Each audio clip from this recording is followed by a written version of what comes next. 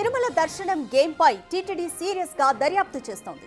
రోబ్లిక్స్ అనే గేమింగ్ సంస్థ ఈ గేమ్ ను డిజైన్ చేసినట్లు ఇప్పటికే గుర్తించారు. గత వారం నుంచే ఈ గేమ్ పై దర్యాప్తు చేస్తున్నారు అధికారులు. సమగ్ర దర్యాప్తు కోసం సైబర్ సెక్యూరిటీ సహాయాన్ని కోరారు అధికారులు.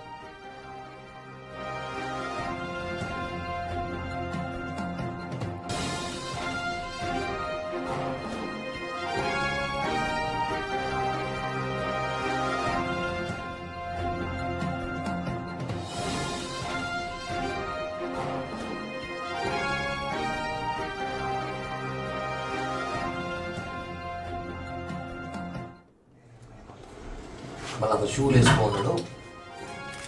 గేమ్లో పెట్టారు. తిరుమల తిరుపతి దేవస్థానం ఒరిజినల్ యాప్ అని పెట్టి దీంట్లో ఫండింగ్ వసూలు చేస్తారు. వల్ల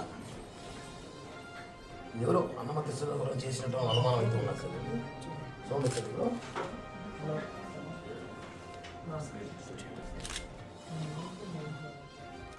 తిరుమల దర్శనం గేమ్ పై టీటీడీ సీరియస్ గా దర్యాప్తు చేస్తోంది.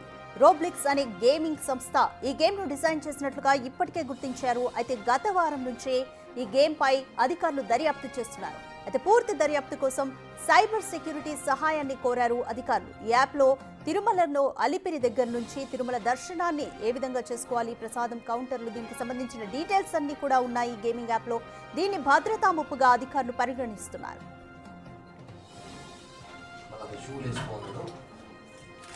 గేమ్లో పెట్టారు. తిరుమల తిరుపతి దేవస్థానం ఒరిజినల్ యాప్ అని పెట్టి దీంట్లో ఫండింగ్ వసూలు చేస్తారు. వల్ల ఎవరో అన్నమతి చేసినట్టు అనుమానం అయితే ఉన్నారు సార్. సోమేశ్వరిలో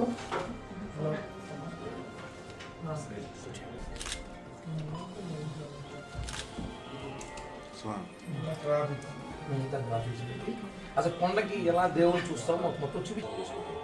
ఇంత తిరుమల లోపల ఆలయం అమ్మని ఎలా ఉంటుందో ఇది సెక్యూరిటీ రీజన్స్ కూడా రేపు భద్రతా విభాగానికి కూడా అవకాశం ఉంటుంది. రైట్, మోర్ డీటెయిల్స్ మా ప్రతినిధి దామోదర్ అందిస్తారు. రైట్ దామోదర్, ఈ యాప్ అయితే ఇంకా కూడా ప్లే స్టోర్లో అవైలబుల్గా ఉంది. అధికారులు ఎటువంటి యాక్షన్ తీసుకోబోతున్నారు? రోబ్లాక్స్ నుంచి ఎవరినైనా సంప్రదించారు ఇప్పటికీ?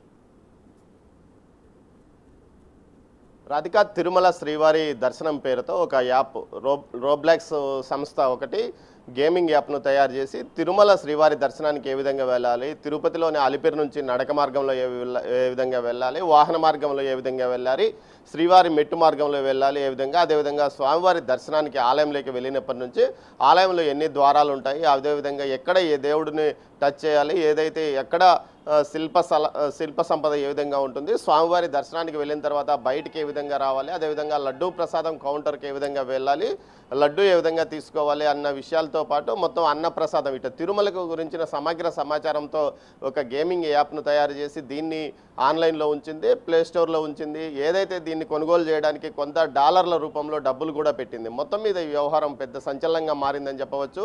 ఇది స్వామివారి యొక్క ఆలయ భద్రతకు విఘాతం కలిగే విధంగా ఉంటుందంటూ కూడా భక్తులు ఆందోళన చేస్తున్న నేపథ్యంలో గత 3 రోజుల క్రితమే ఈ విషయం బయటికి రావడంతో ఏదైతే టీటీడీ విజిలెన్స్ దీనిపైన విచారణ కొనసాగిస్తుంది. మరోవైపు ఏదైతే సైబర్ సెక్యూరిటీ అధికారుల ద్వారా అసలు గేమ్ ఎవరు తయారు చేశారు, ఎవరు ఏ విధంగా అప్లోడ్ చేశారు, గేమ్ తయారు చేసిన వారెవరు, అప్లోడ్ చేసినది ఎప్పుడు, ఏ గేమింగ్ సంస్థ ఎక్కడి నుంచి ఉంది, రోబ్లెక్స్ సంస్థ ఏ ప్రాంతానికి సంబంధించింది అన్న విషయాన్ని కూడా వారు సమగ్రంగా సమాచారం సేకరిస్తున్న నేపథ్యంలో నిన్న జనసేన నాయకుడు కిరణ్ రాయల్ ఈ విషయాన్ని టీటీడీ చైర్మన్కి ఫిర్యాదు చేయడం, టీటీడీ చైర్మన్ మరోసారి విజిలెన్స్ అధికారులను పిలిపించి దీనిపైన సమగ్రంగా వెంటనే సత్వరమే చర్యలు తీసుకోవాలనే ఆదేశాలు జారీ కూడా చేశాడు. మొత్తం మీద అయితే ఈ గేమ్ ఈ విధంగా స్వామివారి ఆలయాన్ని చూపిస్తూ గేమింగ్ తయారు చేయడాన్ని చాలా తీవ్రంగా భక్తులు పరిగణిస్తున్నారు. వెంటనే ఈ గేమింగ్ సంస్థ పైన చర్యలు తీసుకోవాలి. ఇలాంటి గేమ్స్ తయారు చేయడం ఎంతవరకు సమంజసమని ప్రశ్నిస్తున్నారు. ఒక తిరుమలే కాకుండా భారతదేశంలో ఉన్న అన్ని దేవాలయాలను ఈ విధంగా చూపించే విధంగా ఈ రోబ్లెక్స్ సంస్థ ఈ విధంగా గేమింగ్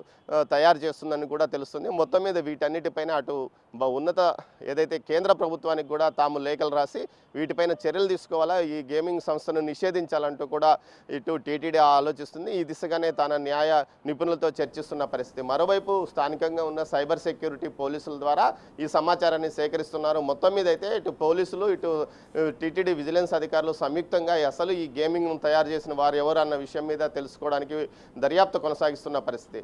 ఏదైతే మొత్తం మీద చూస్తే రాధిక ఈ విషయం కొంత ఆందోళనకరమైన విషయం అని చెప్పవచ్చు. రాధిక చెప్పండి. రైట్, తిరుపతి ఒక్క టెంపులే కాదు, అంటే ఇండియాలో ఉన్న వేరే ప్రముఖ టెంపుల్స్ కి సంబంధించి కూడా మొత్తం డీటెయిల్స్ ఉన్నాయి ఈ యాప్ లో. సో వీటి మీద వేరే రాష్ట్రాల ప్రభుత్వాలు కూడా ఎటువంటి యాక్షన్ అయినా తీసుకుంటాయి, టీటీడీ ఏమైనా సిఫార్సు చేస్తుందో ఏ విధంగా ఉండబోతుంది అనుకోవచ్చు?